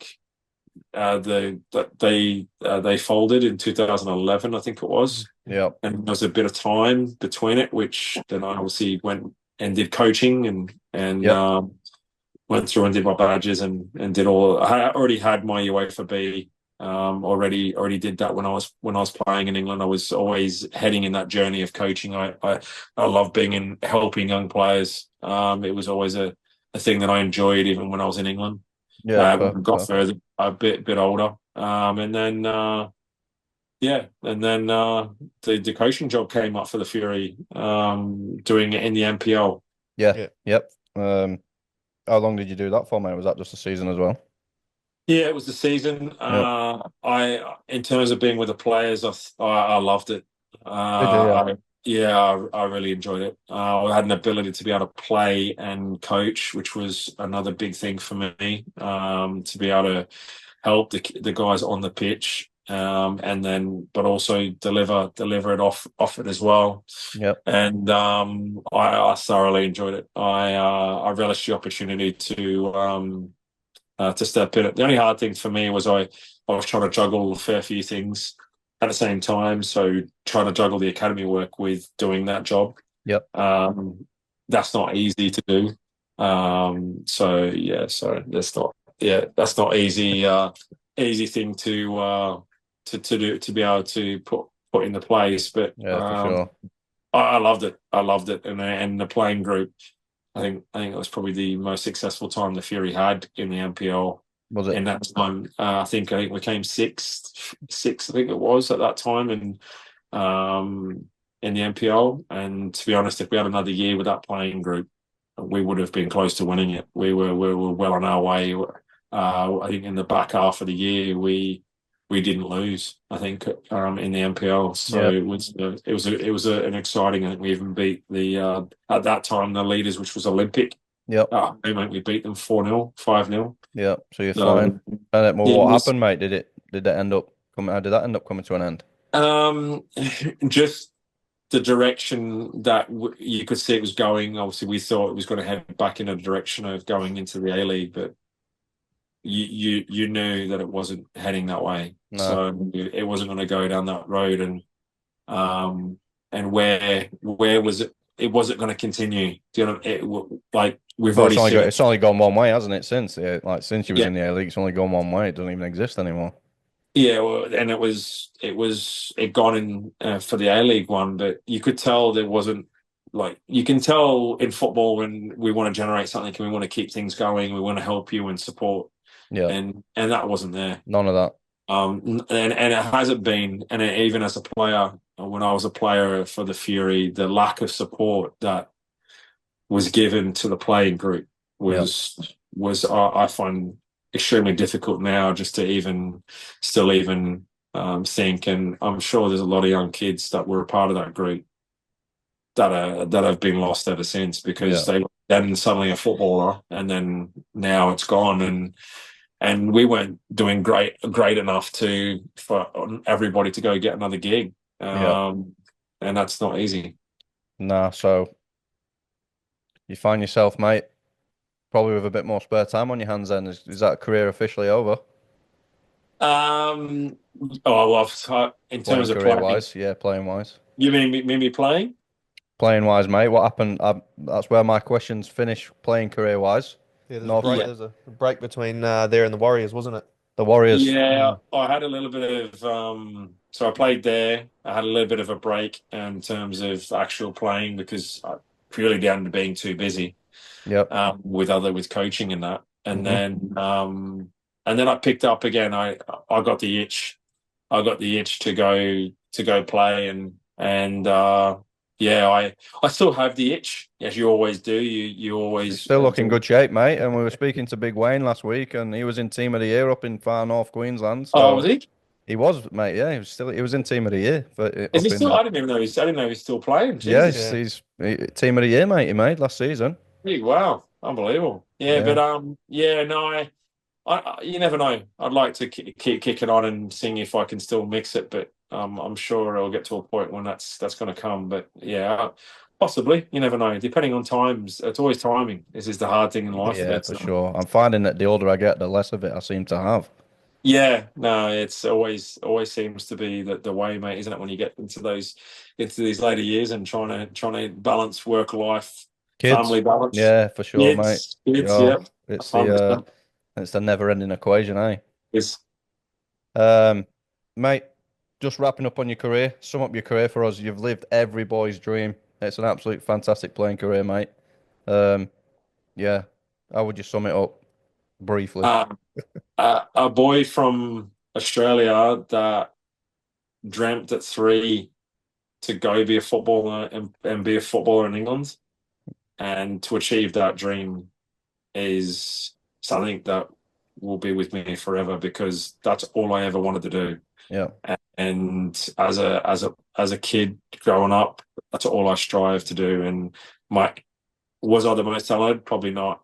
But work ethic, just work ethic to keep going yeah, and to get through the hard moments or the hard times, the tough times, the times when you're low, when you've got no family around you, yeah. and you're on your own, and you've got to dig deep, and you've got to keep going.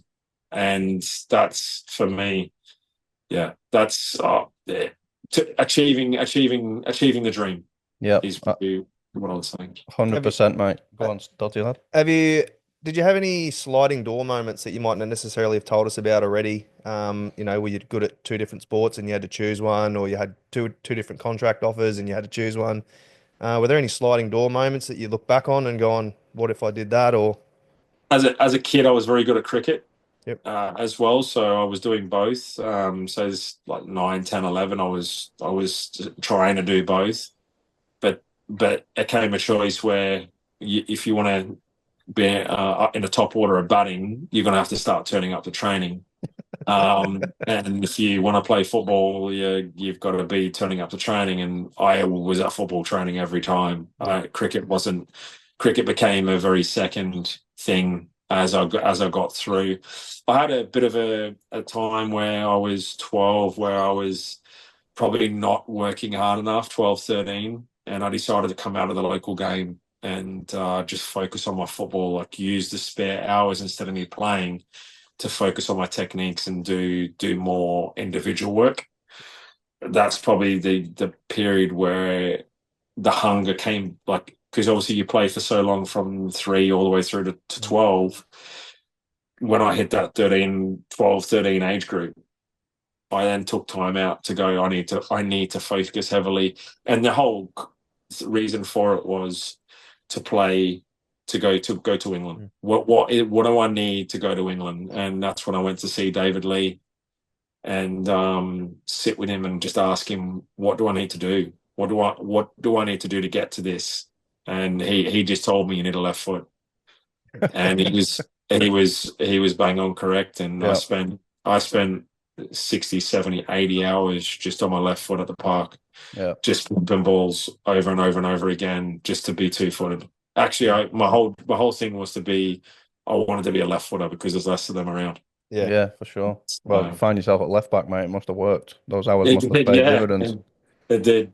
So, a stellar career, mate, and you probably won't say it being humble, but pretty much an inspirational story, that, mate. I love listening to it. Um, Inspiring Aussies, and then you move into a coaching role. Um, is that your dream? Is that what you're about? Talk to us about the Gareth Edds Football Academy, mate, and how that came about and what you're about. It came about, as I said, I had choices to go play, and I sat down, and it was options of what do you do, and the whole reason why I came back to Australia was to give back to young kids of what I achieved and what I did, and as a young player coming through, because there's not many that have done that journey. No, that's So yeah, 100%, yeah, so I wanted to provide as many opportunities and improve levels of work for players to give them the chance. yeah, And that's why I took it on board. I had two options. I had the option of, when I first started the academy, to just put flyers out and just go off the back of my name, yeah. or to start small and start with one player, work with one player, and just build that player and help that player and just build it slowly. Is that how you And started? Yeah, that's is that is that is that the option you chose? that's the option I took. I took the option of taking a risk, which I had nothing Yeah, after obviously everything stopped with the Fury. yeah, Was to do, okay, well, if you're going to do this, let's do this right, and yeah, let's do this gradually building into Obviously, it's got bigger and bigger as the years gone on. But Would you have to when I go out first, yourself and identify these players? Because obviously we've got the drawbacks of it being like a semi-regional town, haven't we? yeah, my first kid was it was a lady who used to work. She was a secretary at the football club Yep. at the Fury, and she had a young kid who was 8 or 9, and I yeah, he was my first kid, and it was literally I didn't go and see him play or anything like that. All she said is obviously he needs help with his game, and that's what I did. And then from that, it just grew, Yep. and then I had groups that like my first few groups were just incredible young players, and I've coached a lot of players now. Yep. Some of them that have got through, Taylor Ray, Yep. who was at Sydney FC and got on to is now at Central Coast Mariners playing in the Women's League, and Louis Zabala, who's playing for the Brisbane Roar. Like that, I work with those kids for, and people don't understand the level of commitment those kids provided. Like Louis Zabala was from Garoo. He lived on a farm. Mum and dad own a farm in Garoo, which is probably half an hour, 35 minutes from Townsville. Yep. We used to do 6 o'clock sessions in the morning, Wow. and that kid used to turn up, do 6 o'clock, do his session with me, hour and 15, hour and a half, go back home, go to school, then come back in the afternoon and re-go again. And that was Yep. 4 or 5 times a week Wow. we were on. And Taylor Ray was in the same group as Louis. And I'm proud of them, but all the players that I've worked with, everyone has what I find in North Queensland. There's talented players here. There is Yeah. talented players, Yeah. but they don't have the understanding of what it takes to be at that top end. The sacrifices you need, what the desire is to go and stay in there or be involved in that is more than what you can. I suppose it'd be hard for them to understand it, wouldn't it, really? Because they're not from that environment. They're the products of their own environment. Yeah, I've got a question here for you. I wanted to know. See, I've got a big gripe with Football Queensland. yeah, And I don't, you don't have to go in and pile on, but I've piled on them a few times, mate, on this podcast. I don't think there is a pathway for football in this country, and certainly not in regional towns, and certainly not in Queensland. I don't know what the pathway is. I've got young kids. I'd love to push them into football. yeah. Where would I even start, mate? That's the pathway set up is for me is all wrong because why do you need to be a part of a program or be part of something Yeah, to then get selected for this? Surely aren't we at a phase now where if you're good enough, that's the level. So if yeah, you're good enough and if you're doing extra training or you're doing more work and you're putting the yards in, isn't that where you should be rewarded? yeah, And that's where back when I was a kid, that's what it was. If I did more work and I worked hard and I did the extra work, I got rewarded. I got yeah, given the opportunity to go overseas. yeah. And that's where we're missing a little bit. And it's become too big in terms of there's too many things around now where instead of where it should be the best players work with the best players. So, like, the pathway would be you have to join your local FQ academy, cost you thousands of dollars to go and play in these competitions across the state and whatnot. I was speaking to Liam Shipton, we've had him on the podcast as well, and I'm starting to lean towards that. I think private football academies probably are the future of football, certainly in regional areas, and certainly with someone like yourself with the name and you've lived the life. You're essentially going to these FQ academies, and I don't want to sound too rude, but you've got someone's parent who's not lived the life. You've not got the standard of coaching, and I don't understand how you're supposed to extract a decent football. Like, how are you going to develop decent footballers when you've got people in Mackay? I could talk about rugby league and I look like a snowman, but you talk about football and it's just not the sport here. It's just not. Do you know what I mean? Like, it's if the coaches, You've got to live it. yeah, You've got to live it, haven't you? You've got yeah, to if you've experienced. It's not just on the qualifications here, which I've been through. I've done the A license here, yeah, and you go through it. Okay, the information is decent information, but it's not going to help you through your coaching journey. No. and consistently through your coaching journey. So you have to feed off your experiences. Yeah. So how I coach is from my experiences of working with the best people overseas. That's why I deliver the way I deliver, is not because of what I've learned there. It's because of what I've had over the course of my career. And that's many years of working with levels of people: David Lee, Paul Hart, Brian Robson, Paul Ince. Those people, you grab little bits of information from them. But for me, it's if you're not doing the work and you're not doing the quality of work, what's the point anyway? Yeah, You're 100%, not going to mate. make it. You're not going to make it anyway No. because you're not doing the level of work. Yeah. And if you're doing the level of work, you'll have a chance. But if you're not doing the extra work on top of that, you're not going to make it I feel anyway. like the extra And work would be bare minimum, even more so in regional towns, because you're not going to get noticed unless you're absolutely mustard. but pathway, in my opinion, is word of mouth. Yeah. If the person at the other end of the phone respects my opinion in terms of, because I've played here and I've done this and I can see individuals and I've seen players and I've done this for 16 years now coaching, Yeah. then I just have to pick the phone up and there's an opportunity for a player to be seen. Yeah. But why does players need to be part of something to be seen? Yeah, It I doesn't understand what you're make, saying. Was that how you try and operate? Have you and got? Yeah, go on. that's Sorry, anything mate. as well.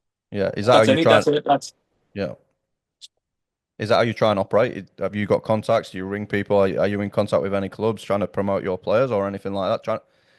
Are you trying to create your own pathways? I don't. What I do is, for me personally is that if a player shows the right characteristics, Yeah. so shows socially they can cope, shows technically they're good enough, tactically they have good understanding, but You the can big work on that part later. is, yeah, it's a big part. The big part really is how they can manage and how they can cope, but what's the effect on the family as Yeah. well. So I have a young boy that that was in Sydney that went down last year, and he's gone down to MPL 1, played in that competition, scored from midfield 17 goals. Yeah. Yeah. Wow. This boy is an exceptional talent, Yeah. and he's basically down there, continue to want him, keep phoning up, asking for him. The Yeah. boy's made a choice at the moment to stay here, and to continue just to keep working. And when he finishes school, possibly he'll go again. Yeah. But the pathway now in terms of going overseas, Nate, is harder. You can't go at 14 years of age. You've got to wait till you're 18 years of age, and then you've got to have Yeah. Okay. passports. And the passport setup is a lot more difficult now with Brexit. Yeah. Is it So really? Yeah. it, Okay. it, it's really hard for a young player at the moment Yeah. to find solutions, especially when, and this is the hard thing for me, is why do we fight against each other? Why are we not working with each other? Yeah. I Why are we found that. not Yeah. doing it together? Because we have already a fight on with, and it's not necessarily a fight, but other sports are doing things better. Yeah. Rugby league are doing things better. Rugby union are doing things better. Cricket's doing things better. Yeah. So if the game actually just comes together and actually we work, because really the big problem is there's not enough jobs in the game. Yeah. So if there's not enough jobs in the game, coaching wise, then but we all think we can have value for the game. What do you want us to do? Yeah. And that's the major problem here. But in regards to opportunities for players, over the course of the 16 years, I've sent many players down to Sydney, down to Brisbane, plenty of opportunities. And that's just picking up the phone and making a phone call. Yeah. That doesn't need you to go do something else, to be this, to do this, to be part of that, to get to this. Yeah. That's just, are you good enough? If that's the case, perfect. Let's Yeah. go. Let's give you an opportunity. Do you have an academy team? Do you play locally? Do you play in a local competition, or we had Liam on? He said he went up there and played against your academy. Obviously a bit of a Yeah, younger age. we had obviously academy v academy. Obviously we're not allowed to be involved in anything outside of that with club stuff. So Yeah, which makes it so tough yeah, again. so Yeah, it makes it tough. Mm, But we've created a good model that gives players good challenges. And obviously, I enjoyed playing Liam's teams. He's looking like he's doing some really good things with the young players in Mackay, yep, and the guys that we're doing the kind of academy league with is we're all coming off the same page, which is to how can we further enhance the game levels yep, for to sure. improve the players without traveling lots of Miles. kilometers Yeah, without flying, basically. yeah, and paying lots of money just to get opportunities. So we still need those challenges because Yeah, obviously to play teams in Sydney and teams in which we do regularly and teams in Brisbane, you're going to need those because that's part of growth, and you might lose games, but ultimately, really, youth development is not about winning games. Youth development is about developing individuals and developing human beings, yep, and that's fundamentally number one. yep. And on that journey, we are going to come across ourselves where we're going to win, we're going to lose, we're going to draw, but we're going to show the right attitude and the right behaviours as people Yeah, to while we go on that journey. yeah, well said, mate. I couldn't agree more. Um, just finishing up, mate. What does the future hold for yourself? Are you going to continue to develop your players, continue with the academy? Is that the plan for the foreseeable? 100%. I love what I do. I love working with young players. I love working with players that want to get better. Yeah, I love players doing extra work and pushing themselves to get better. And the whole thing for me is to be have a better career than me. that's And what has to be if they going can some, do mate. that, no, though, if they can, hopefully they can. And Yeah, that's the ultimate dream for me is to go on and have that. And if we can create more interest and more love of the game. And it's what we want, isn't it? That's why we like as a that's kid, you grew up and you wanted to play the game. yeah, 100%. We our roles is to create that, Yeah, and as well facilitate. Yeah, we're facilitate it, and we yeah, everyone work together to do it. And if we yeah. can do it, and we make the game better, then Everyone's we will winning. create we'll create more players. Yeah, for Which you sure, mate. haven't. There's not been a lot of creation of players over the period before. There's not been a lot of creation of players from them. If you look at how many players have played in the A League, Yeah, Louis Ababa and Taylor Ray are the only two. yeah. Is that right? I In know our region's from never produced anyone. from Townsville, Yeah, yeah, from from Cairns, obviously Waddingham is there, yeah, um, which was part of Zen and Caravella's academy yeah, when he was there. Um, so yeah, so there's an odd sprinkle, but there's not many. yeah. Um, is participation numbers up there though, mate? Is there hope for the future? Um, yeah, there's definitely hope. 100%, always is. The game is if you love it, you love it. This game will keep growing, but we've got to make the game day atmosphere more enjoyable. Yeah. What do you mean by that, And mate? In what way? I mean by that, there needs to be something. You need to play for something. Yeah, I'm not a big 100%. believer. I believe I know why they do it from young age groups, 12s down to not play competitive football. But if you look at the kids actually know who wins, who loses, who Mm. draws, where I they co come. I've coached my kids. I've coached under fives and under sixes, and they know the score. So The issue comes is the management around the game day. yeah, If you manage the parents and the people on the outside, the external people that are not on the field, yeah, and it's just focused on the children, yeah, then the children are the best leaders of this game. 100%. They will create the best competitions. They will create the best. They'll organise the best league if we just let them run it. Yeah, And instead of us being always involved and trying to manage it all the time from the other end. yeah. But if you That's manage the external people and you just control the environment yeah, and have referees in place to manage the game yeah. so it doesn't go over. I think you can create a fantastic model. But Let the game flow. Let the game progress naturally. Eh? let the game progress. And as a kids, yeah, I'm sure you in England, you were the same. What Yeah, did you do? You played to win the game. That's why you wanted to play. yeah. But We've got to get back you need to to deal with losing as well. You need to. That's what. 100%. That's how you strive to get better is from failing. You from failing, and that's how we all learn, isn't it? Yeah, That's how we 100%. all. Yeah, That's how we all really Creates learn. adversity. But yeah, Otherwise, yeah.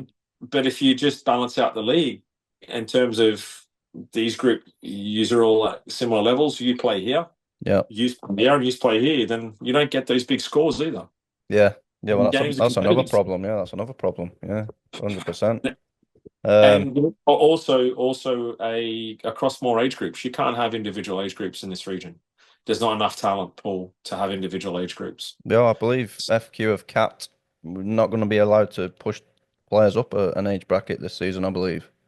Yeah. I'm not sure. Rules change regularly, I so I know, don't. so I think that's one of the new ones coming in because one of the coaches here at one of the local clubs, his young lad, plays up an age group and he's not allowed to this year. He's being held back in his own age group, which again stunts progress for me. Oh, 100%. Yeah, 100%. Yeah. Yeah. Anyway, mate, I'm not going to take up any more of your time. It's been an absolute privilege talking to you. We can edit all this stuff out now, mate. Is there anything else? Is there anything else you wanted to talk about yourself, mate? Are you happy with everything? There's nothing you want us to cut out or anything like that? Just before, sorry, Go on, mate. Gareth. Yeah, just one question on your academy and that. Any memorable trips or comps you've taken your squad to overseas? Any trips that have stood out for you? Yeah, my last year I went to it's been a few years. I did it about 7, 8 years ago. I did a UK tour, and last year I did a last December I did a UK tour, and I'm going again this December coming as well. Yeah, nice.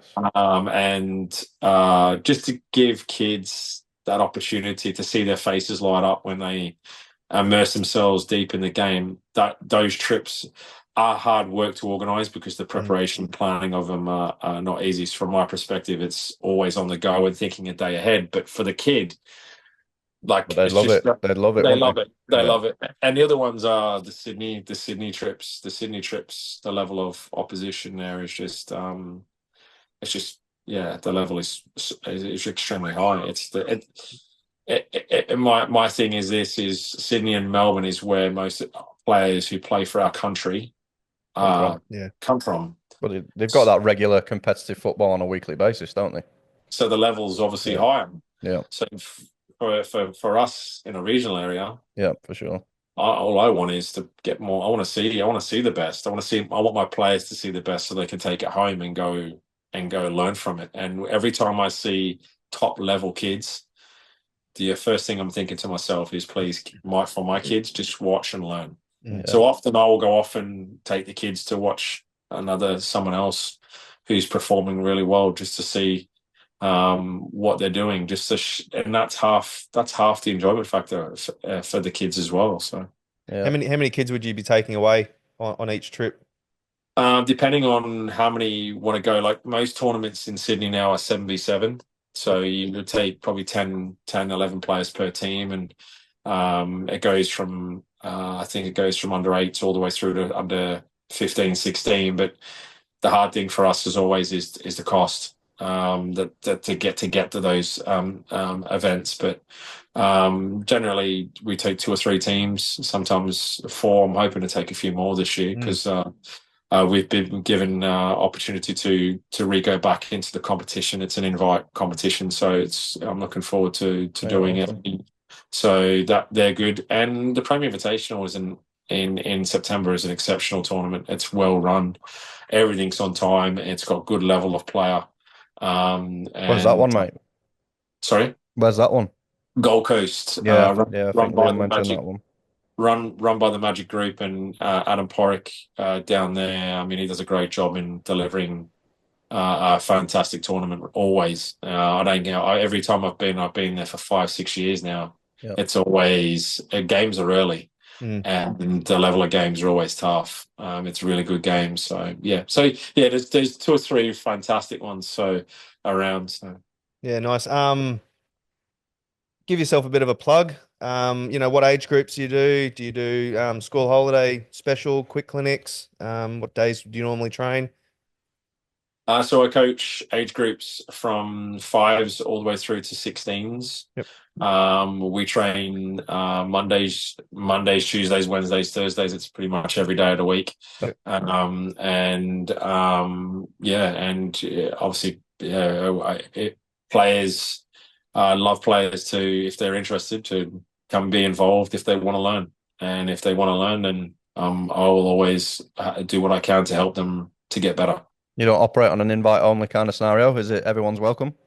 I don't. I don't put myself in that trial process at this stage of where I'm at, because I feel that that's our job to develop footballers Yeah, and good mate. players Yeah, I agree. Totally agree. and people. So I previously I did, but after this is again my 16th year doing this. I'm getting old now, guys. 16 years of doing this. I'm like, no, well, I think let's give players more opportunities, because sometimes we jump too quick. And I've made a few errors in my, as well as do some good things. I've done that, and that's, as we say in playing. The coaching's exactly the same, exactly the same, and yeah. I think every player develops at a different age as well, don't they? So you might think, oh, this kid's got no chance, and then you write them off an invite only kind of vibe. But if you implement your processes to these young kids, then they might pick it up a year later. They might be absolutely unbelievable. There's some kids that I've seen that come in, and all through the years that I've coached, that just come in and just can pick it up. I've had a young kid that's played AFL, hasn't played a game of soccer in his life. I coached him just this year, and his technique's gone through the roof. Yeah. That mainly comes down to just his attitude of how he just wants to get better. He just wants to practice and work at his game. Yeah. And if you do that, you can be successful. But it's just having that attitude to keep progressing and pushing yourself to that. And it's exciting times. So hopefully we can keep progressing. And I'm glad and happy that in Mackay I've got a fantastic person like Liam in there as well, which is fantastic. Well, I've not told anyone yet, but I'm going to be helping Liam next year. So, fantastic. Listener exclusive. Yeah, I've not told anyone yet, but yeah. Could be coaching against you, mate. Jesus. Yeah, so yeah. Well, I was going to ask you, do you have a bit of a working relationship with the regional town academies as well? Yeah. And as I said, we're in the academy league, which does 2 from Cairns, and obviously we have another one here, and obviously Liam in Mackay. Obviously, I've known Liam for a fair bit now through our kind of Vito connection back in the day, and Dan Burnell. He's our next guest, Big Dan, actually. Oh, is he? He's told me to tell you that you need to switch over. You know, he's changed sides, so he's been telling us that you need to switch over to the other side. He's a good guy, Dan. I've got a lot of time for Dan, and he was a big help for me in terms of kits and stuff. So yeah, so no, please tell him. He'll be listening, mate. He's a listener, so he'll be listening. Tell him thank you as well, mate. When you speak to him as well, I really appreciate it from me as well. So yeah, perfect, mate. Right, so seems like a good spot to end, mate. It's been an absolute pleasure. I reckon I could talk to you for another 2 hours, to be honest. No, thank you very much, guys, and good luck with it. And you're doing a great job, guys. It's really, really good what you're doing, and let's bring some more interest to the game. And we can only do it by what you guys are doing. So, thank you. Thanks for the kind words, mate. Loved it.